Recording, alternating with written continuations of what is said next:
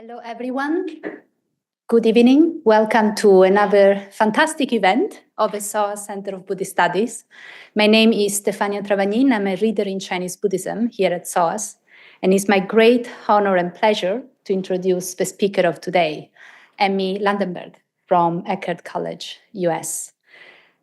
This event is part of a Buddhist Forum series, which is very kindly sponsored by the Cancer Foundation. Buddhist Studies at SOAS has been supported by Cancer Foundation for several years already. And we are really, really grateful for the opportunity that Cancer gave us to fly in all these international, very renowned scholars and can share their research with us and also having conversation with us. The Buddhist Forum, which is our lecture series, is made of two events. One is the lecture that is going to happen now. And then on Saturday morning, from 10 a.m. to 1 p.m., we're going to have a seminar where our speaker, Amy, is going to be doing a seminar with also Ruth Westerby, who is here. Hi! Who is here also with us today on Buddhist feminism and in Buddhism in general, so Buddhist feminism. And this is very interesting that we have this event today talking about the feminine, female, and women in Buddhism.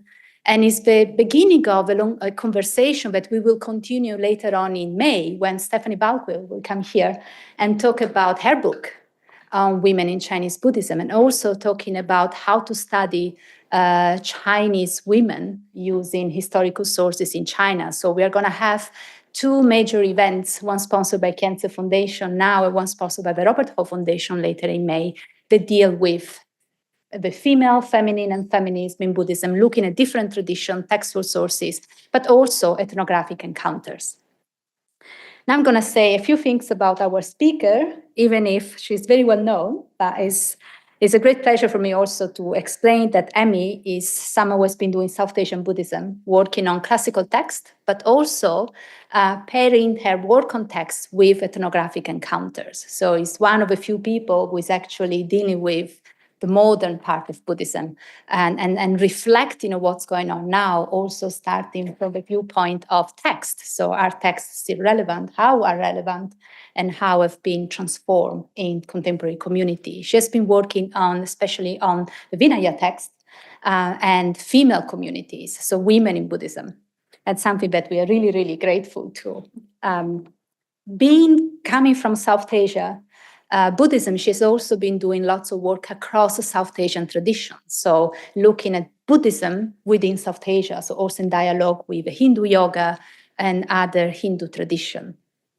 Her first book, published in 2017, is Birth in Buddhism, The Suffering Fetus and Female Freedom. And right now, she's working on a book with another very dear friend, Anne Clegg, on responses to sexual abuse in American Buddhism. She has been doing a lot of work outside South Asia then, so looking how Buddhist traditions are alive and how they are facing contemporary time in a Western environment. So she has been very cross-time and also cross-disciplinary, and we are very much looking forward to listen to your talk today because lots of this interdisciplinarity is going to come up.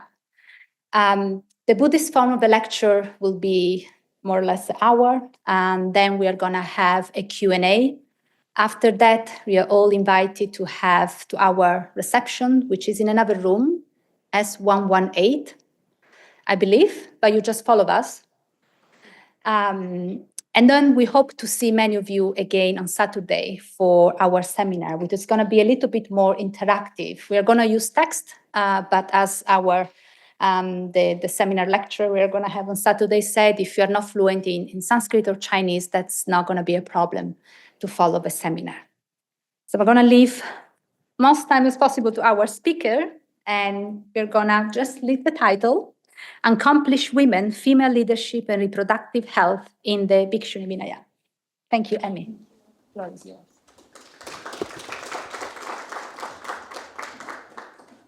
I'm actually going to sit down because the microphone seems to be more accessible from the chair, and also I'm going to have my notes here. I want to thank Stefania and Christian for this wonderful invitation. And of course, the Kensei Foundation. It's really a luxury to be invited here and hosted here. London's one of my favorite cities, and SOAS is, of course, a great place to come and talk about Buddhism. I wanted to, just mention that Stefania mentioned that Stephanie Balkwell is coming, and she's the next lecturer in this series. Her work, she's not only a dear friend, but also a colleague that I talk to a lot about these issues about how do you write women's history? How do you do a feminist historiography from Buddhist sources? So we were actually, it was serendipity, it wasn't planned that way, but we were actually really thrilled that we were sort of back to back. So today, yes, I have been doing a lot of work in North America. I'm happy to touch on that during the Q&A. I'm not going to touch on that now. I'm actually going sort of back to my roots as a textual scholar in this presentation and mainly focusing on Vinaya texts, not really bringing in the ethnographic encounters that Stefania mentioned. But again, I'm happy to speak to that during Q&A. I find that, spending time in women's monastic communities has really impacted and changed the kinds of questions I ask of the texts. Okay, so I'm going to start with some theoretical framing, then I'm going to kind of give the data, and then I'm going to make my argument. And I'm curious to see if you find it convincing or not. Commenting on a 2nd century Christian polemic from the North American theologian Tertullian against heretical women who are audacious enough to teach, to engage in argument, to practice exorcism, and to enact healing, the feminist scholar of early Christianity, Blostom Stefanov, asserts that these acts of healing by heretical women were, like exorcisms, arguments, and teaching, agentively performed to cause something new to happen, to rid a person of their troubles, to make a new thing possible. As a feminist historian, Stefanov bluntly characterizes masculinist histories of Christianity, which are most of them, in her estimation, as there to stage a long parade of great men through time. Great men move through time with feminized and racialized others as stepping stones. Those are her words. The archive bulges with writings by, about, and for men, Stefanov observes. When we work with archival gaps, we have to retrain ourselves to deal with traces and fragments, with loss and erasure. So what I'm presenting today is a Buddhist feminist history writing project that looks critically at and also hopefully around what Stefanov describes as, quote, disproportionate and distorted archival bulges, swollen with elite male voices. In particular, I tried to get a look at Buddhist monastic women from the ancient South Asian context who may have been through acts of healing and community care, causing something to happen, ridding themselves or others of their troubles, and in doing so, making a new thing possible. I am suggesting that we could call this newly possible thing women's accomplishment, or perhaps emplacement, or even authority, autonomy, or leadership. Scholars since de Mayville have noted the importance placed on illness and healing in the various Buddhist Vinaya or monastic disciplinary traditions, starting with the inclusion of cow urine and other medicinal substances among the basic requirements of monastic life.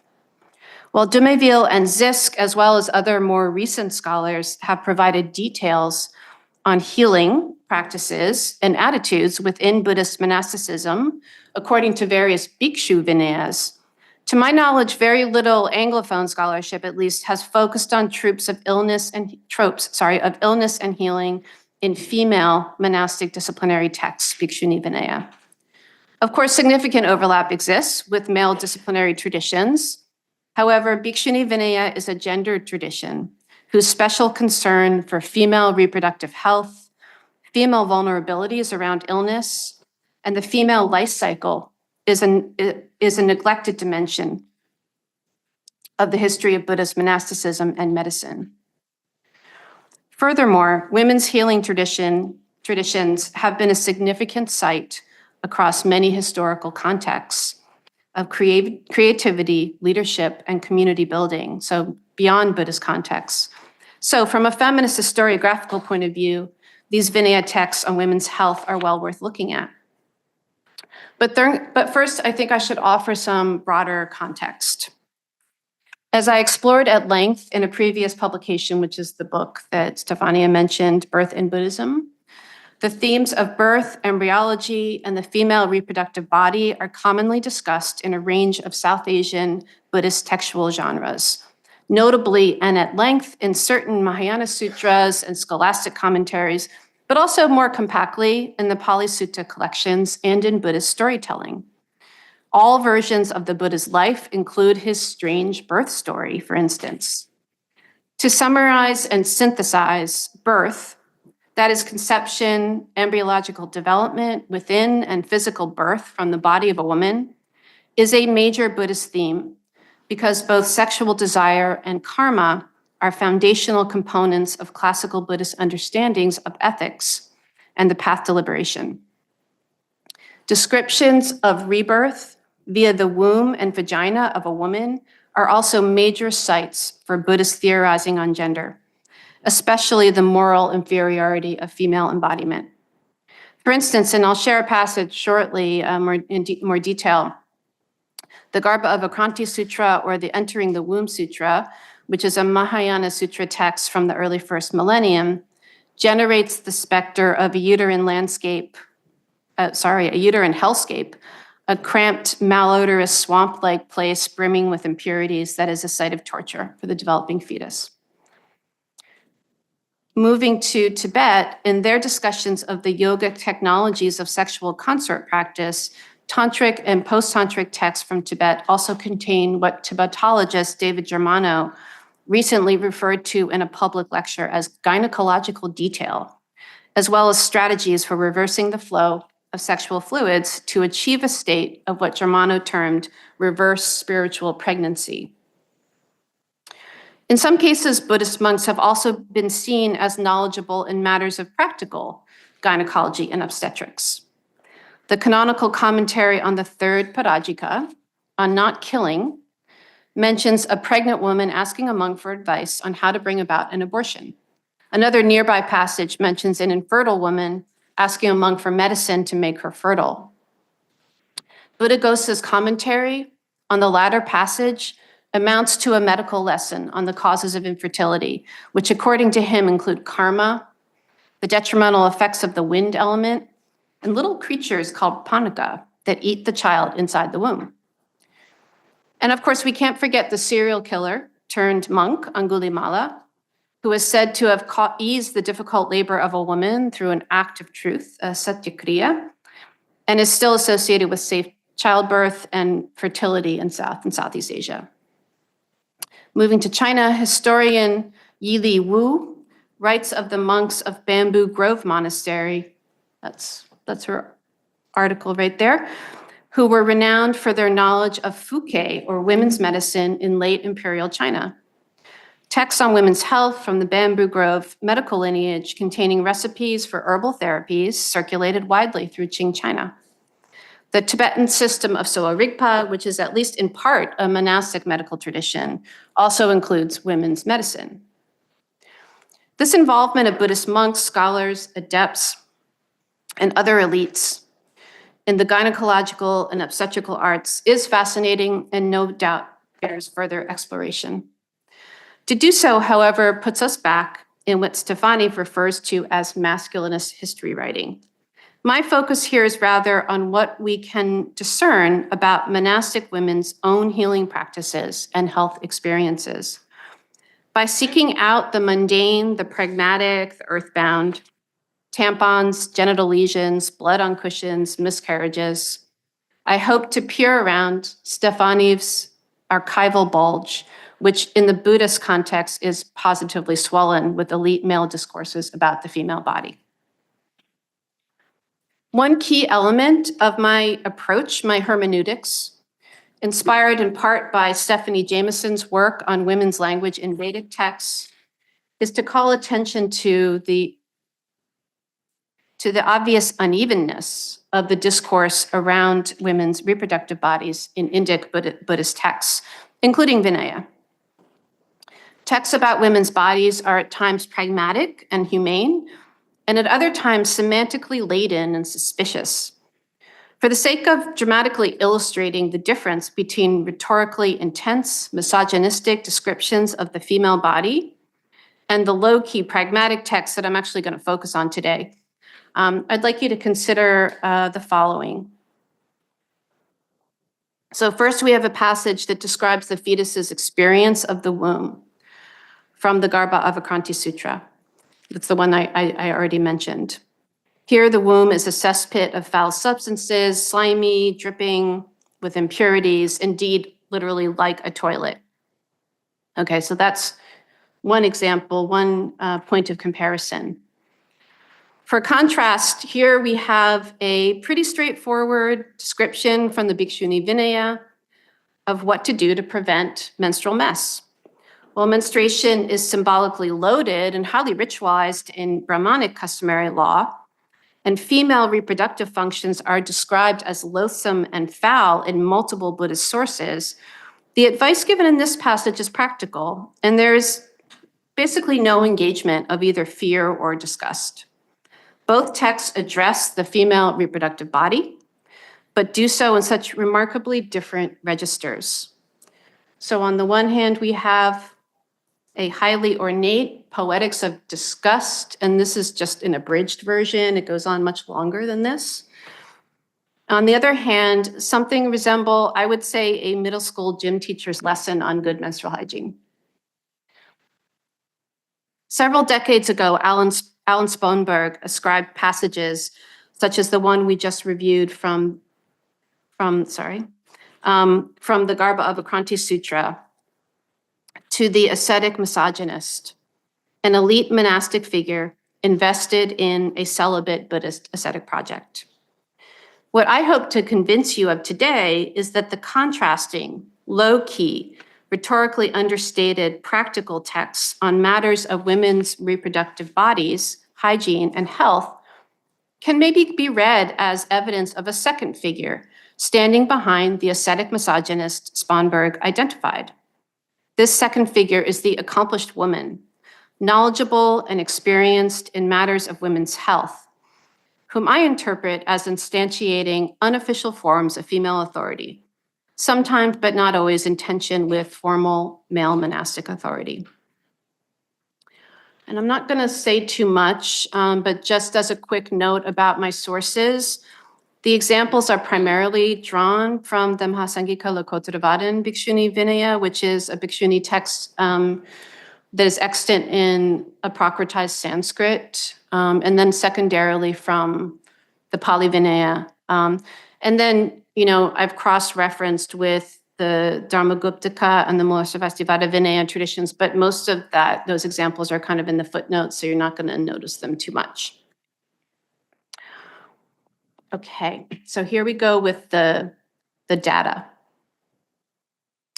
The Bhikṣuṇī-Vinaya is similar to the Bhikṣu-Vinaya in that exceptions to rules are regularly given in the case of illness. For instance, if a nun is ill, she is permitted to ride on various vehicles rather than walking, wear sandals and use a sunshade, not carry all of her requisite robes when she leaves the nunnery, not sew her outer robe back together promptly if she is taken apart to wash it, use garlic on her skin as a treatment, decline to participate in an upasampada ritual, fail to attend the aposita observance, have a massage, beg for medicinal foods, bind her waist with the cloth, and wear an ornament. These are all things that are discouraged or forbidden for healthy nuns. The Mahāsāṅghika-Lokottaravādin Bhikṣuṇī-Vinaya, which I think I'm going to just say the Ma-Lok Bhikṣuṇī-Vinaya, if that's okay with you, save some syllables. also displays a sensitivity to the ways in which illness can make female monastics especially vulnerable to other dangers, such as violence or sexual assault. The narrative context, I think I have a slide, yeah.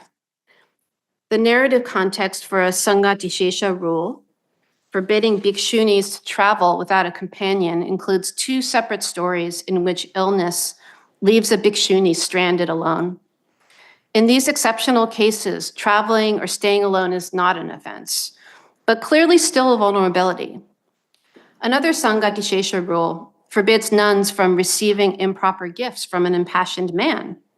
Robes, bowls, food, and drink are mentioned, as is, importantly, medicinal foods.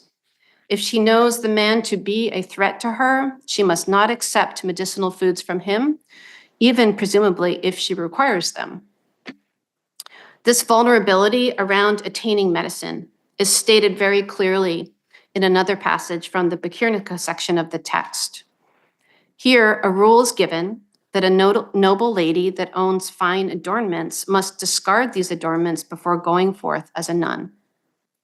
The text articulates a specific reason as to why some women may hesitate to do so and would rather store their finery for an eventuality.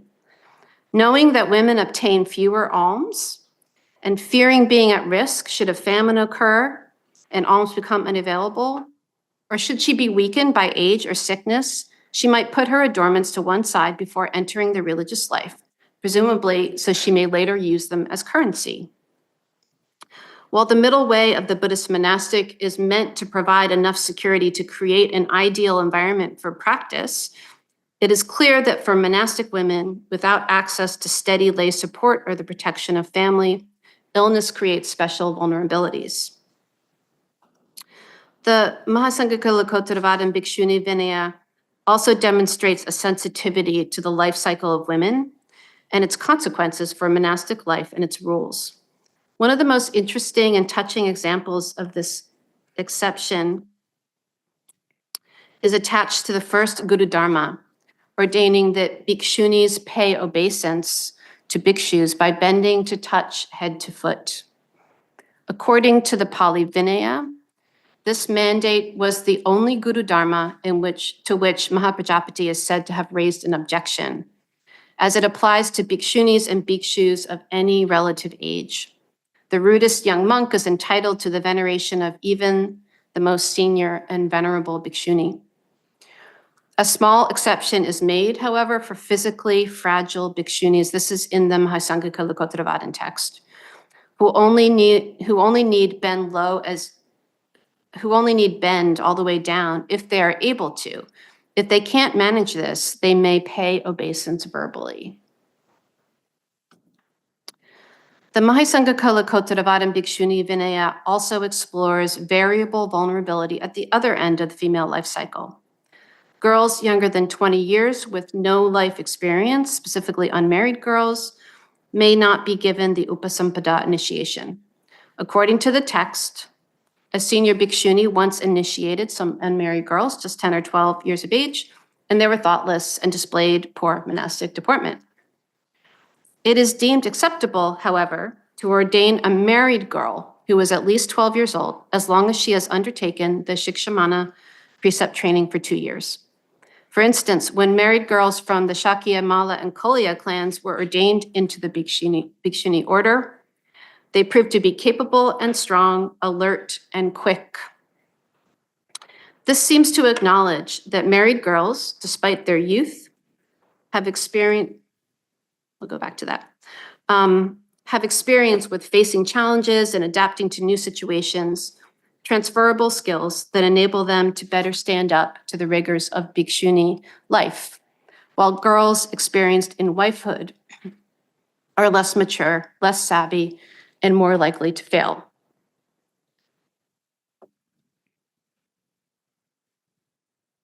Okay, so the second topic is female hygiene. Menstrual hygiene is a topic that is unique to Bhikṣuṇī-Vinaya. All of the Bhikṣuṇī-Vinaya traditions include rules providing for the menstrual needs of nuns. These include allowances for nuns to use and share hygiene aids and rules about washing menstrual rags in a manner that will not offend lay people. For instance, and you've seen this text already, here's the full text. This is Prakirnika 15 of the Mahāsāṅghika-Lokottaravādin Bhikṣuṇī-Vinaya, which says that nuns ruined bedding and seat cushions when they experienced their menstrual periods every month. The Lord allowed for them to wear a little cloth shaped like an axle pin, an anicholika, for the purpose of protecting the bedding and seating. Given the reference to its shape and a warning included in the text not to push it in too far, I interpret this device to be a roll of fabric worn like a modern-day tampon. This rule, whose narrative framing is limited to the statement that menstrual nuns ruin the bedding and seating, is focused on practical management, not narrative representations of gender or engagement with blood taboos. But the Māluk Bhikṣuṇī-Vinaya and the Pali Vinaya also contain texts, both the Māluk Bhikṣuṇī-Vinaya and the Pali Vinaya contain texts allowing nuns to wash their genital areas, which are described as smelling bad. Like the menstrual text about the anicholika, these texts are accompanied with cautions that nuns should not insert their fingers too far inside themselves when they are attending to their personal hygiene. The unanxious pragmatism expressed in these texts is typical of Vinaya on female hygiene, and to my reading is more suggestive of an experienced female authority engaged in day-to-day problem solving than a male priestly voice concerned about dangerous female blood or disgusted by female bodies. Okay, reproductive health. Despite the centrality of celibacy and homelessness in the Buddhist monastic path, in order to qualify for ordination, women must be free of reproductive health problems or conditions. In other words, while a bhikshuni will, at least in theory, leave the sexual and reproductive expectations that burdens a wife behind in joining a Buddhist order, she is still expected to attest to her own basic reproductive health before being admitted. In particular, her reproductive organs must not be defected, and she must menstruate normally and regularly. She must not be intersex or in any way sexually ambiguous. Candidates for upasampada are specifically examined on these topics by their female preceptors. When it is the bhikshu's turn to examine female candidates for ordination, this part of the questioning is excluded. Examination of the candidate's reproductive health is the purview of the senior bhikshunis. In other sections, the Mahāsāṅghika-Lokottaravādin Bhikṣuṇī-Vinaya also mentions ailments of or injury to the genital region of bhikshunis. For instance, in two separate places, the text specifies guidelines for nuns that need to have an infection or a lesion in the genital area lanced. She must formally request permission from the order to have the procedure done. She should then ask a trustworthy woman or a close Dharma sister to lance the abscess for her. Should she need to request a man to perform the procedure, perhaps a professional surgeon, another nun should be present. The text also recounts a scenario in which a bhikshuni is sitting on her outer robe doing some sewing when a bamboo splinter pierces her genitals, causing her to bleed. The Lord Buddha ordains that bhikshunis should not sit on the robes anymore, but rather in a proper room or a smooth area or on a raised platform or stool. Thus, we see both reparative and preventative care taken with respect to specifically female reproductive anatomy. As Shane Clark has written about in detail, the various Bhikṣuṇī-Vinayas also include scenarios involving monastic pregnancies. In the Mahāsāṅghika-Lokottaravādin Bhikṣuṇī-Vinaya, Sudina, a former consort of a minister at the royal court, enters the order. While she was undergoing her Shikshamana training, she realizes she is pregnant. The Lord Buddha ordains that because she has not broken the primary rule, ordaining celibacy after entering the order, she will be permitted to stay, have her baby. and be given upasampada at a later time. According to the Mahāsāṅghika-Lokottaravādin Bhikṣuṇī-Vinaya tradition, she will be ordained after she leaves the birth room if the baby is a girl. If the baby is a boy, she will be ordained after he is weaned. Technically, ordained women are not permitted to live alone, nor is it possible for another bhikshuni to live with a male child that is not her own, creating a disciplinary dilemma. The Lord Buddha resolves the issue by creating an exception to the rule of sex segregation in assigning another nun to the new mother as a companion for the duration. In the Dharmaguptaka-Vinaya, a similar rule and set of exceptions exist, specifically regarding a bhikshuni who is breastfeeding a child. It is a fault requiring expiation to ordain such a woman. However, if the preceptress is unaware of the child, for instance, if the family of the woman bring the child to be fed after she was already ordained, then no fault is committed. If the mother of the child hesitates and is uncertain about whether to take the child and put it to her breast, she is to be assured that she can nurse and raise the child as long as it is too young to live apart from her. While no medical details related specifically to the pregnancy and birth process are given in these legal contexts, the fact that pregnancies and birth are occurring within female monastic settings suggests that a basic competence and knowledge base with respect to the process of birth and the care of new mothers existed within the bhikshuni community. Of course, it is possible that outside midwives were summoned to care for pregnant, birthing, or nursing bhikshunis, but no such scenario is described, nor is any specific permission or protocol provided for procuring outside help, as was the case for dealing with genital infections. In fact, the Vinaya includes scenarios in which accomplished healers living within the female monastic community are giving medical aid to lay women rather than the other way around. And now we're going to talk about those bhikshunis. So the data I have assembled here presents a fragmentary, but I think compelling picture of systems and practices within early female Buddhist monastic communities for tending to and safeguarding the particular health needs of monastic women, including menstrual hygiene, genital abscesses, women's special vulnerability around illness and frailty, the realities of unplanned pregnancy, and more. Again, it bears repeating. The Vinaya texts about the pragmatic, reality-based, compassionate caretaking of women's health, especially the reproductive health, contrasts strikingly with the semantically laden, highly symbolic passages about female sexual and reproductive bodies that are so plentiful in the broader Buddhist corpus. The concern for an accommodation of the health needs of monastic women evident in these passages constitutes, I believe, evidence for the presence of accomplished or knowledgeable women within bhikshuni communities. But we don't have to merely infer their presence. Such women are referenced directly in some Vinaya texts. For instance, the Mahāsāṅghika-Lokottaravādin Bhikṣuṇī-Vinaya tells of a much sought-after female healer living within the early bhikshuni community.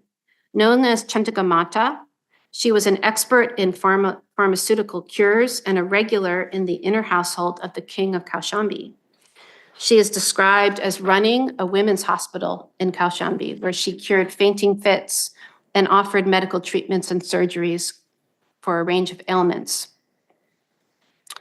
Several other passages from the Bhikṣuṇī-Vinaya demonstrate a kind of a merging of the categories of midwife or woman healer and monastic woman, albeit in somewhat more indirect ways.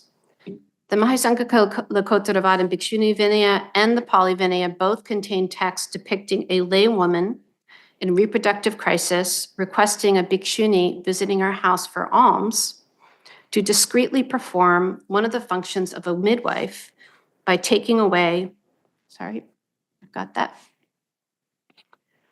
by taking away her dead fetus in her begging bowl. Another passage from the Mahāsāṅghika-Lokottaravādin Bhikṣuṇī-Vinaya prescribes nuns from using closed toilets because they had become depositories of aborted and miscarried fetuses. These images may strike us as grisly and squalid at first.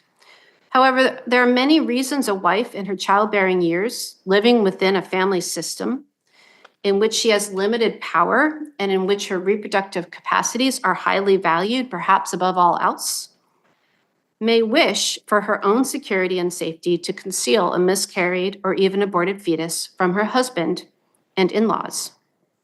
Doing so may allow her to maintain her status in the family or prevent disapproval, blame, or even punishment. From this point of view, the role of bhikṣunis who, like midwives traveling from house to house and were admitted to intimate female spaces, could play a vital and compassionate role in keeping laywomen's reproductive secrets and protecting them from domestic hardship. The fact that Vinaya law attempts to foreclose situations that allow for bhikṣunis to play a role in concealing a miscarriage or abortion, for instance, by banning covered begging bowls and closed toilets, may point to a conflict or power clash with male authority. Family heads would not be happy for bhikṣunis to play such a role. And Vinaya lawyers' prohibitions may reflect the pressure Sangha leaders were under to control bhikṣunis' collusions. In the background of these references to monastic women serving the community as healers is the aforementioned, so unremarkable as to be missed, day-to-day concern regarding women's health vulnerabilities, hygiene needs, genitally related illnesses, and changes over the life cycle that are peppered throughout Bhikṣuṇī-Vinaya texts. Someone was paying attention to such concerns and writing appropriate guidelines into the discipline. I speculate that senior women were far more likely to offer practical advice about, for instance, menstrual hygiene than their male superiors, and also more likely to take special care with their older colleagues who could not without difficulty touch the feet of visiting monks. In order to illustrate that a parallel pattern of women caring for other women's health exists in other contexts, I now offer some examples from classical Ayurvedic texts and some research on women healers in late imperial China. In their respective work on the Ayurvedic and Chinese medical traditions, Martha Selby and Charlotte Firth both call attention to competing sources of gendered authority that engage in relationship to women's reproductive health, that emerge in relationship to women's reproductive health. In her study of obstetrical passages in the Ayurvedic medical classics, Selby identifies a category of persons referred to as the apta stri, a phrase she translates as an accomplished woman. And I have obviously borrowed this phrase from Selby in this talk. I've been using it throughout, and it's in the title, but this is her translation of apta stri, which is a phrase that she locates in the Ayurvedic texts.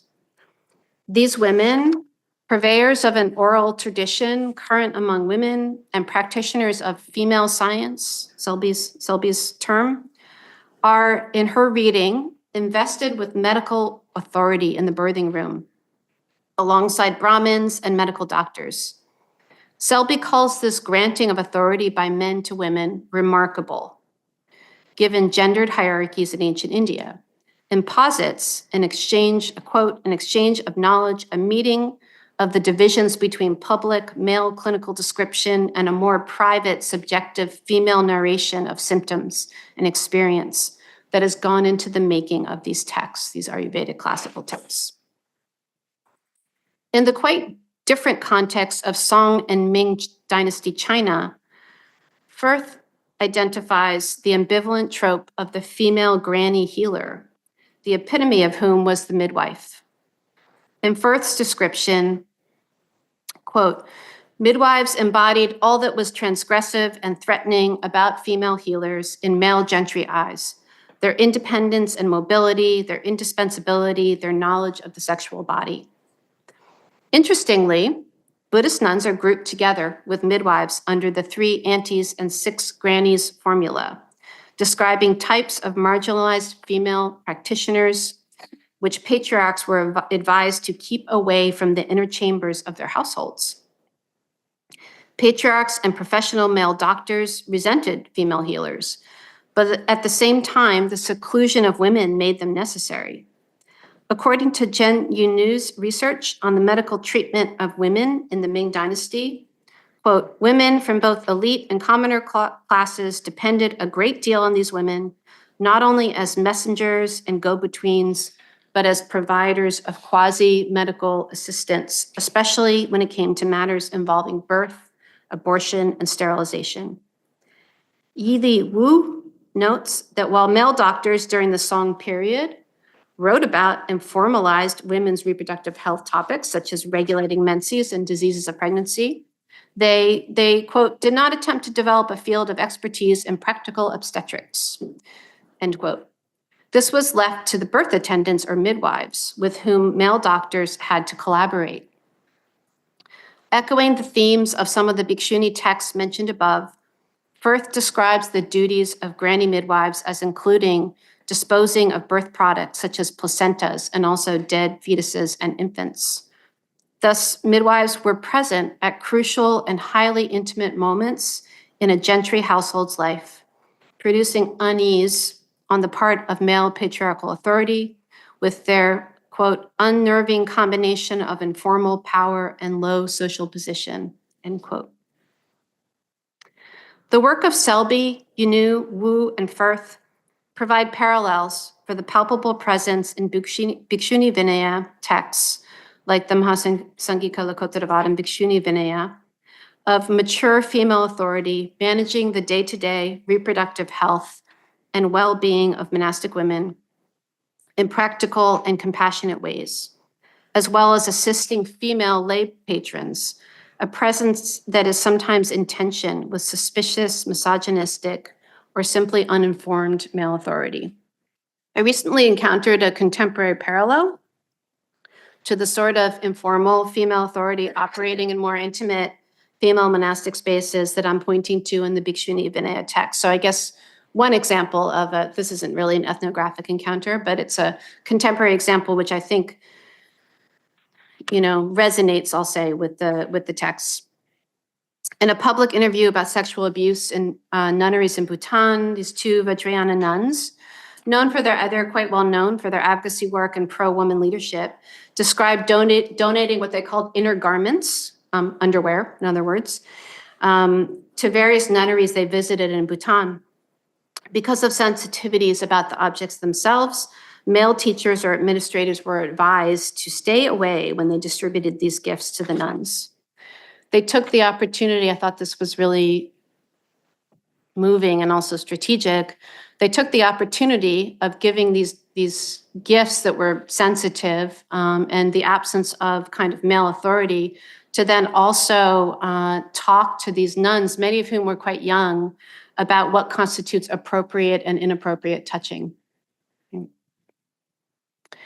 Returning to the question of feminist historiography of early Buddhism, in some ways, the multiple excellent studies of monastic women that have focused on matters of ritual authority and ordination have inadvertently accentuated the distortions caused by an archival bulge that gluts the historical record with male elite voices.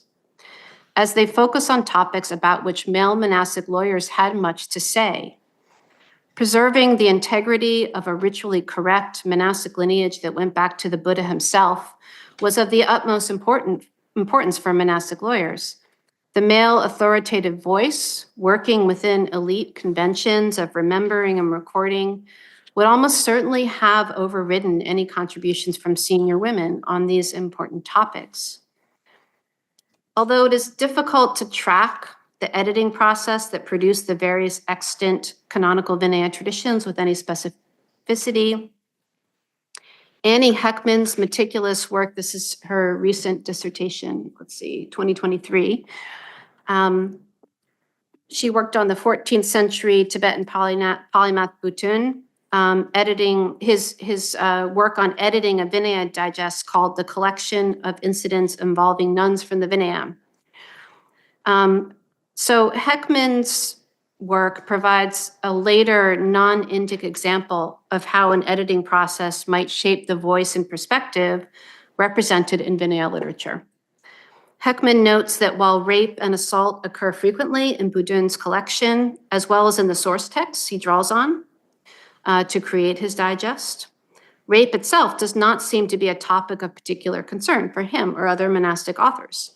Rather, in her reading of these Tibetan language sources, sexual assault is a plot point, and incidents of rape are, quote, proximate causes for further events to unfold that serve as, quote, inflection points for rulings by the Buddha. I think this is a possible example that we can learn from of how a matter of grave and ongoing concern to the Bhikṣuṇī Sangha could be treated as an abstraction by or absorbed into the doctrinal projects of elite commentators on the Vinaya. But perhaps for the very reason that they mostly pertain to matters of little procedural or narrative significance, except to the women themselves, these Buddhist accounts of pre-modern tampons, genital lesions, and breastfeeding allow us to peer around the bulge, the archival bulge, to glimpse the accomplishment, emplacement, authority, and leadership of ancient monastic women. I argue that the texts discussed here, most of which concern relatively minor disciplinary guidelines on topics that may have been embarrassing to or simply outside the experience of male lawgivers, constitute evidence of women creating their own guidelines, managing their own communities, and being their own elders. In other words, it follows from the existence of these passages in Bhikṣuṇī-Vinaya texts that monastic law for bhikṣunis was partially shaped by accomplished women. If we accept the notion of informal female authority in matters of women's health and hygiene, then we have veritable proof that women, in fact, contributed to traditions of monastic discipline and community formation, and must have been co-collaborators on remembering and recording such Buddhist traditions. And indeed, I intend for my claims regarding women's leadership around health and hygiene in ancient times to have far-reaching methodological applications. I believe that the argument presented here raises the question of whether these rather subtle indications of female authoritative presence can form a critical basis for arguing that women may also have had authority in other areas that are not as detectable in the surviving textual record, because elite male authors were more motivated to control the process of remembering and recording those areas of monastic life, like ordination. Not so for tampons and genital lesions. In this way, this work provides a rationale for a general questioning of complacent reading practices that paid too little attention to variable registers of language and ignore the diversity of stakeholders represented in the text. Thank you.